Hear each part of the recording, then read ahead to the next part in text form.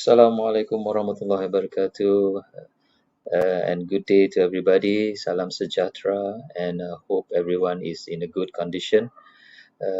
First of all, I would like to say thank you for joining us in this session. What we are going to go through today is a little bit of cybersecurity enlightening session. The topic today is how you reduce noise by understanding your digital risks.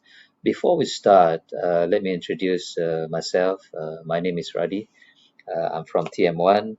I'm the head of network security and MSSP. So, without further ado, let's get it on.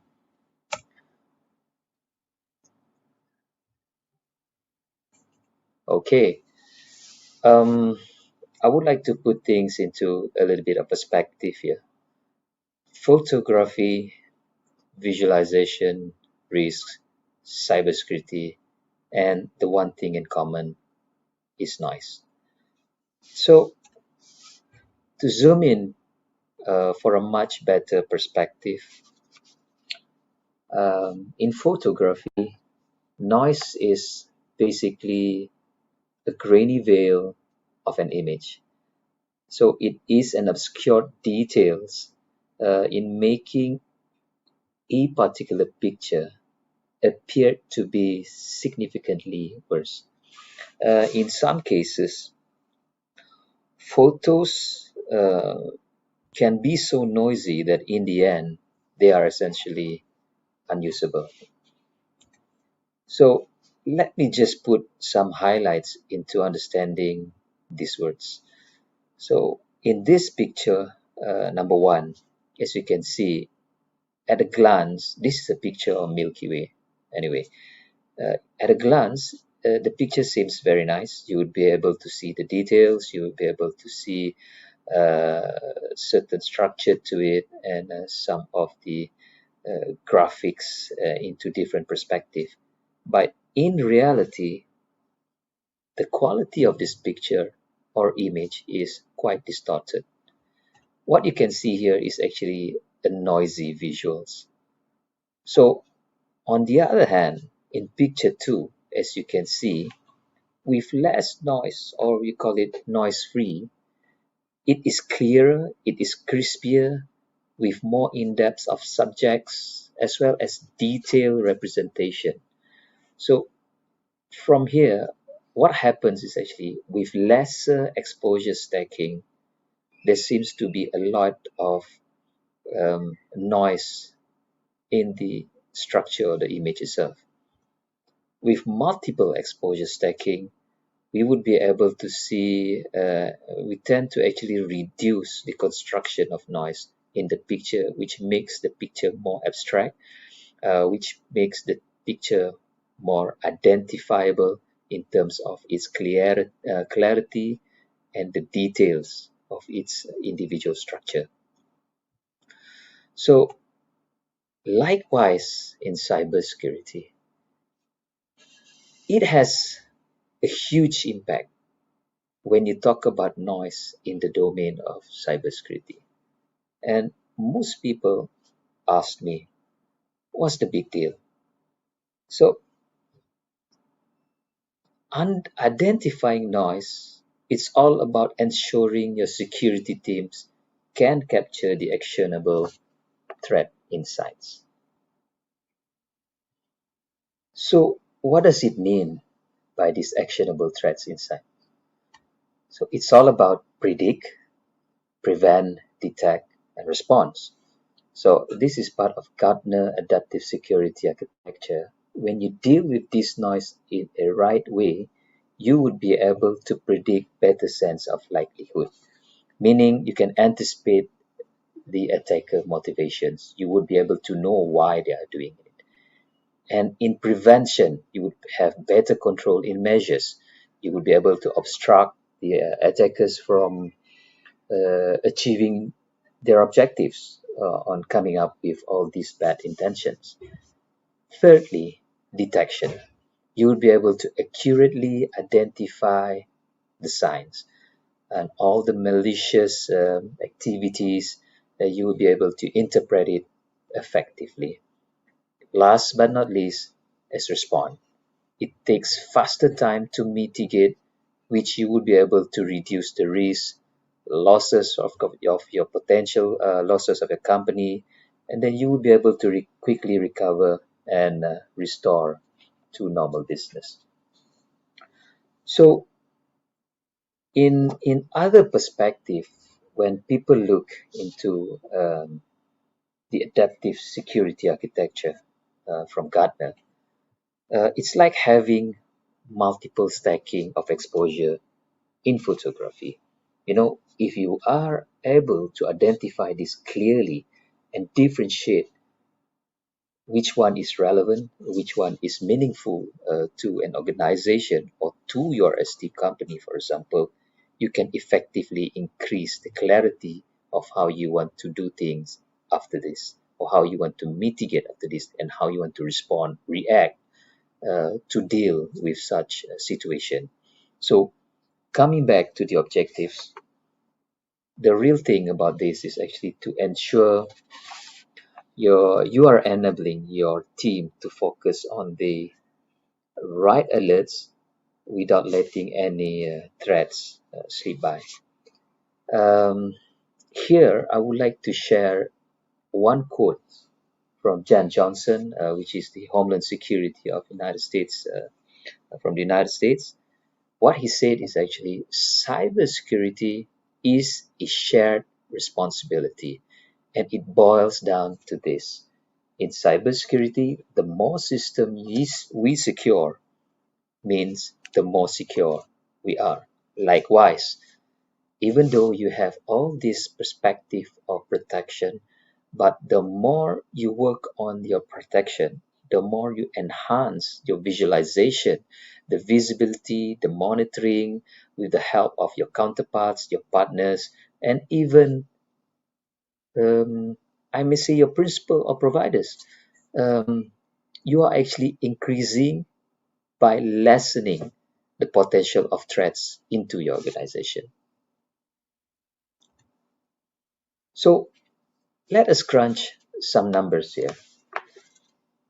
As you can see, 500 million, what is this? Revenue, potential GDP to the growth of the country? I hope so. Unfortunately, it is not.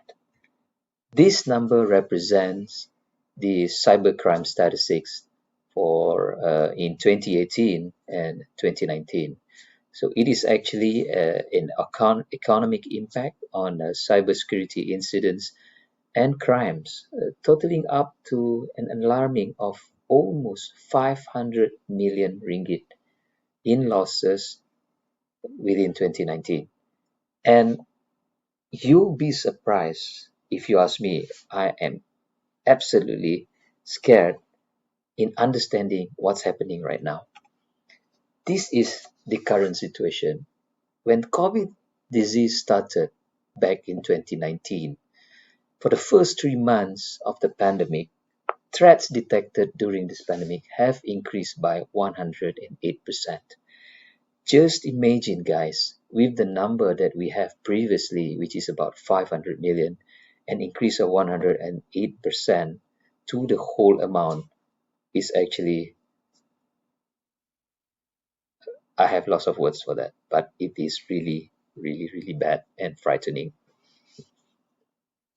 So, by the situation, we need to understand what is going on. We need to understand what are the risks that is actually taking part, and we need to understand the digital risk that we ourselves are involved, whether it's individual, whether it's a SMEs, whether it's a corporate companies, whether it's a conglomerate.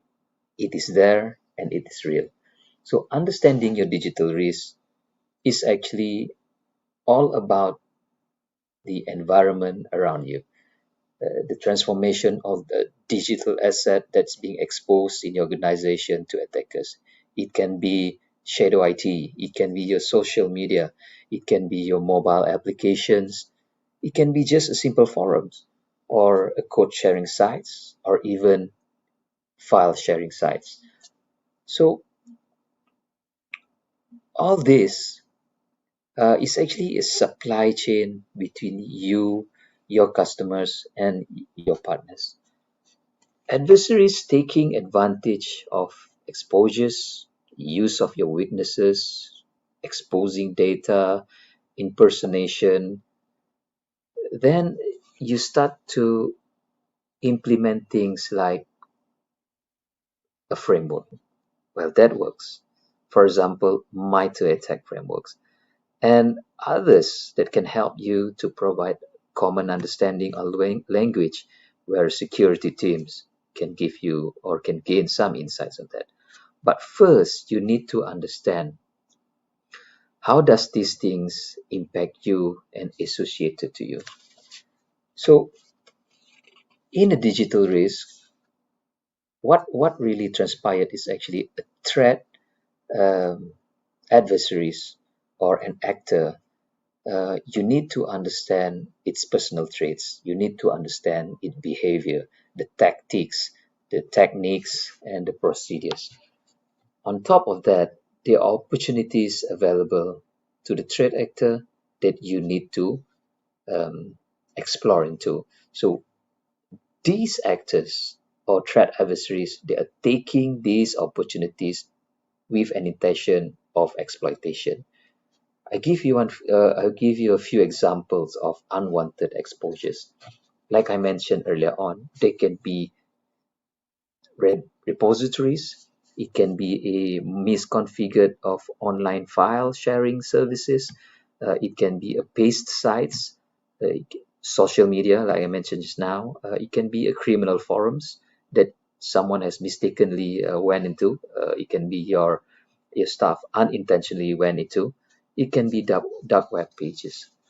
So there are actually a few ways of mitigating all these risks.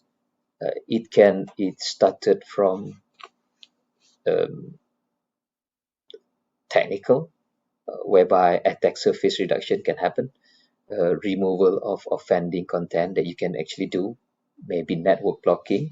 If you work closely with your telco or a network provider, it can even be operational, something like a implement of monitoring strategy, integration with incident response processes, or even embedding in security operation. And to the list of that, it can even be strategy, updating risks and threat models, as well as measuring or managing the report of your digital assets directly. So let us understand a little bit more what these risks are. There are actually three types of digital risk categories that may impact you directly. So, what each individual organization do, or each individual proprietary may be doing, or a corporate entity may be doing, we need to deliberate and understand further the risk that really meant to you and really associated to you. In these three main categories, I'm going to go through in brief about brand and reputation, about business disruption, as well as online fraud. In brand and reputation, there is unauthorized use of brands. These are something like websites, social profiles of your company, content that belongs to you, made available in social networks or other platforms, as well as a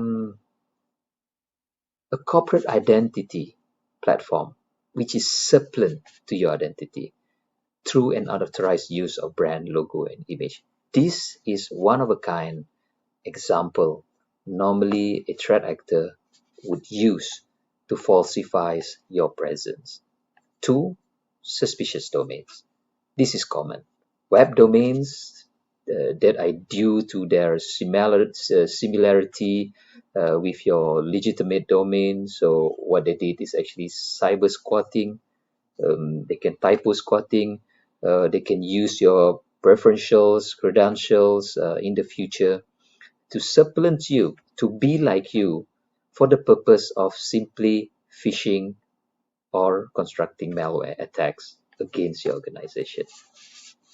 The third one, when you talk about brand, is content.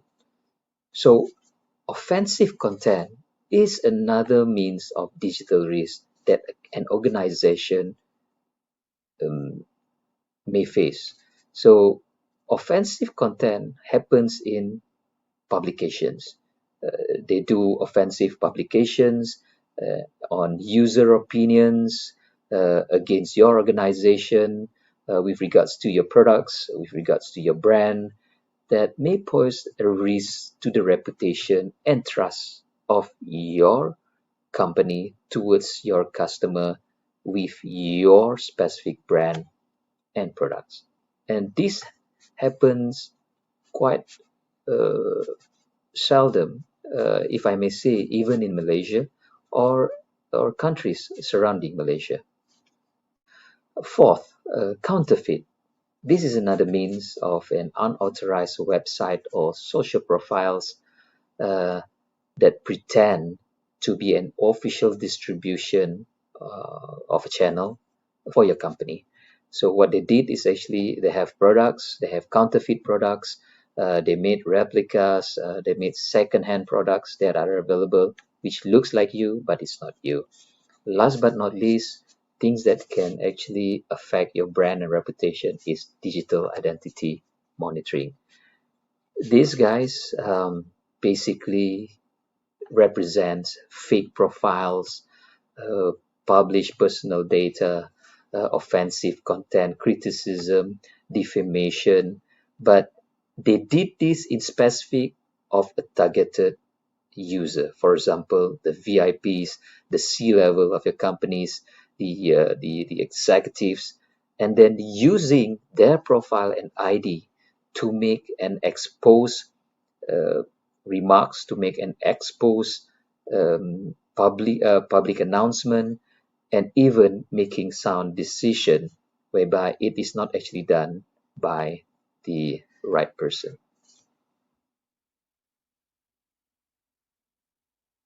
Okay, so that is brand and reputation. Now let's jump to another sector, which is business disruption. This has a direct impact to your business needs, to your business outcome, and to the business results. So, in business disruption, people talk about data exposure, people talk about hacktivism, people talk about activism, people talk about breach of security controls, and even credential theft.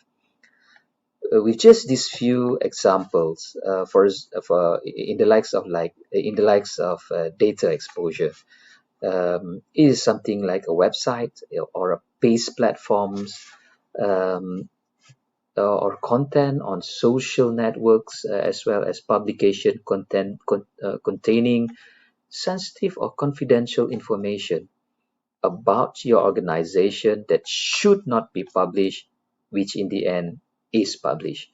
So, from the internet, these are most common things that happen with confidential documents, corporate emails, documents with sensitive metadata being wrongly published, whether it's from internal or whether it's actually being scrubbed from your internal network through the use of specific programming or specific targets.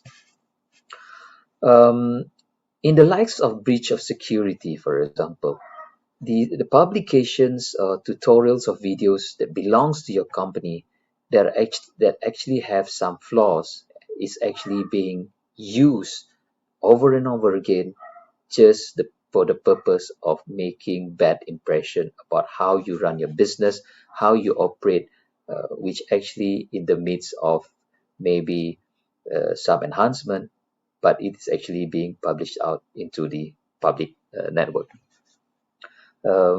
If you look into credential theft in this manner, these are actually pretty much common.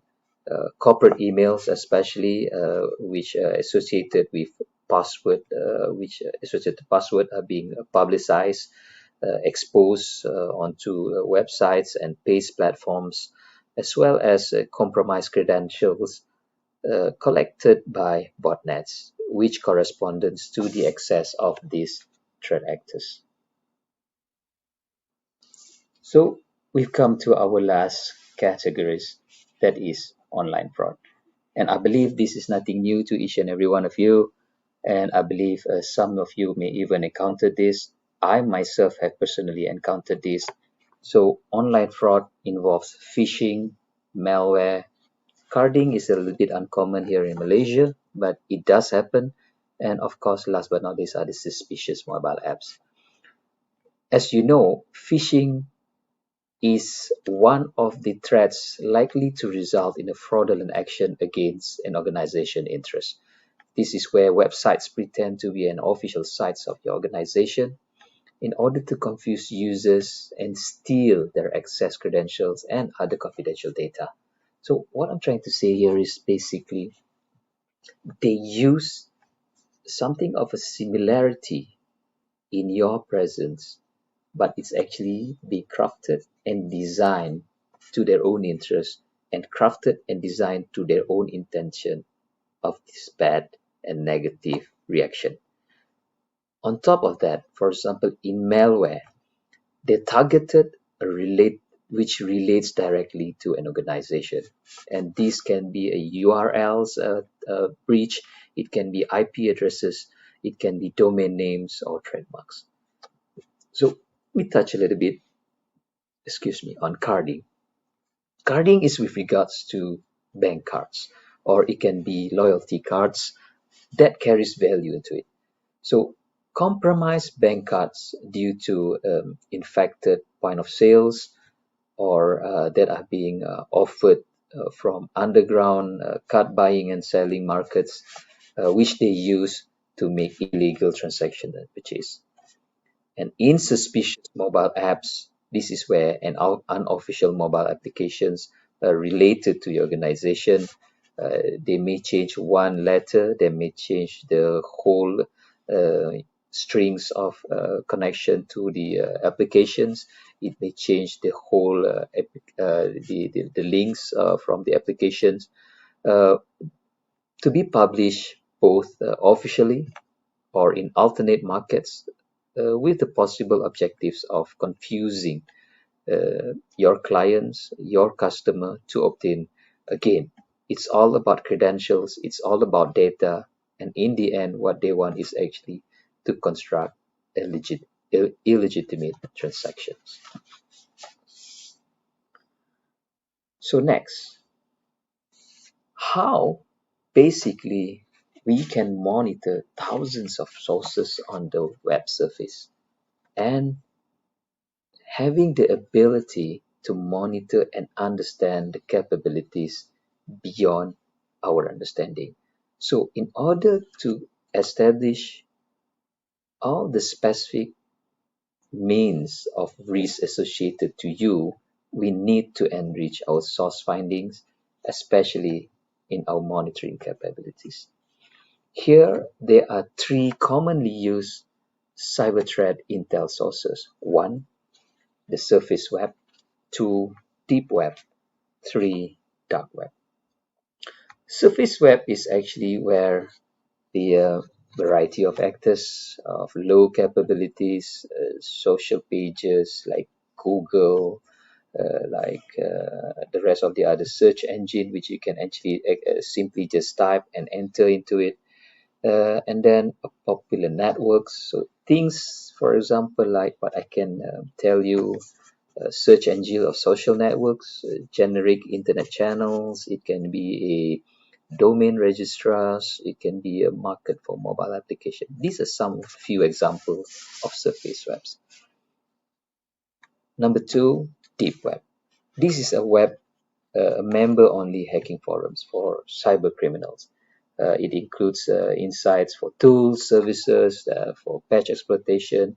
Examples of these are like intentional or accidental leaks that happens, underground networks for credentials and credit cards, and it can be the black markets for the buy and sell of sites. And the last one is actually dark web. Dark web is where a marketplace or shops that are hosted to do transactions that are pretty much or all illegal. So the transactions are to purchase goods, services, credentials, IPs. For example, dark webs are like onion sites, private and unauthenticated forums. So what I'm trying to share here is basically once you understand the details, confidentiality of your data are within these three environments, you would be able to ensure how you want to secure it, how you want to protect it, and of course, the next best thing is what do you want to do about it and what can you do about it.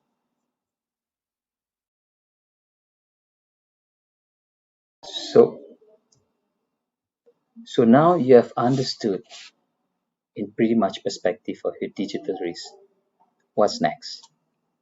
So the next part, or in this particular point, what I would like to share with you is what can you do about it. So first things, generating and formulating all the good intels, all the three intels coming from the surface web, from the dark web, and from the deep web. You need to put it to full use. How can you do this? Processing techniques. So what happens during processing techniques? So normally when you work with a security service provider, or it can even be your internal security team, what happens in processing techniques are queries that happens in the public sources. Now there can be queries that happens in private sources. They can also be queries in your own sources, and that is really important because 70% out of research, some threats are really actually happening from internal. On top of that, what you need to do with this intelligence is that you would be able to sometimes analyze, or you want to analyze in sandbox. You want to analyze private antivirus. You even want to go to the extent of analyzing your machine learning if it's actually related to you. And last but not least, what happened within the processing techniques are genetic analysis. This is where you will be able to see the whole ecosystem and the holistic view of what's going to happen or what needs to be taken. Next, capabilities. So in capabilities, this is where you take measures from the malicious verdict. You take the understanding of extraction of indicators of incidents, the behavioral telemetry in terms of your threat actors or adversaries, the real objectives of why they're doing it. By understanding those, then you will be able to actually really respond and how you want to respond. Uh, Fourth, you would like to understand the malware family of identification, what types of malware, how long they have been there, where it's coming from, the origin of it, and last but not least, of course, the threat attribution. So by understanding these two uh, specific attributes, only then and now you're going to the next step of enabling yourself to mitigate and to respond. There are few things that you can do during mitigation and response, like closing resources used to commit fraud against you or your customers. This is where you would be able to close websites or impersonate that impersonates you or commit fraud, like phishing, removal of unauthorized content, like a withdrawal of unofficial mobile applications or sites, removals of false advertising or campaigns that actually relates to you, which was actually not established or published by you, or sometimes removal of content from videos like YouTube. Those are some few things that you can actually do with regards to protecting your digital risk.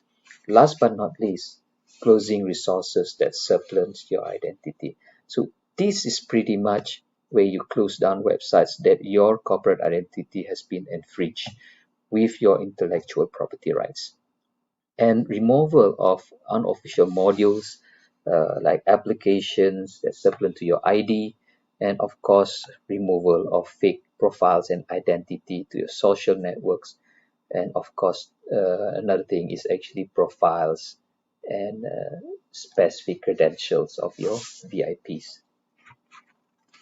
This is how, when we talk about mitigating and eliminating some of the few key things that you would be able or you would love to see how digital risk is to be dealt. But again, like I said, you need to understand what really happens in my like I mentioned in my previous slide.